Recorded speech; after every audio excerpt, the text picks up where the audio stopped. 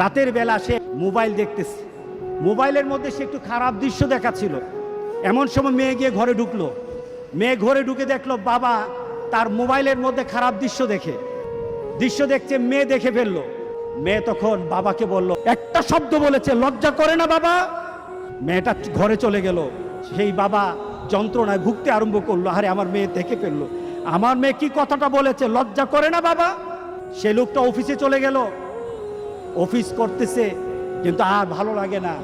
মেয়েটা কি বলেছে, লজ্জা লাগে না বাবা? কিন্তু মেয়েটার যন্ত্রণায় সে হার্ট ফিল করলো। মেয়েটা এরপরে মারা গেল। বাবা যখন বাড়িতে ফিরে আসলো, বাবার মাথাটা নোয়া, লজ্জিত একটা মুখ। এখনই আমার মেয়ের সাথে দেখা হলে আমার কানে বাজতেছে, আমার মেয়ে আমাকে বলেছে, লজ্জা লাগে না বাবা? আমি কিভাবে আমার মেয়ের সামনে যাব? এই চিন্তা যখন করতেছে,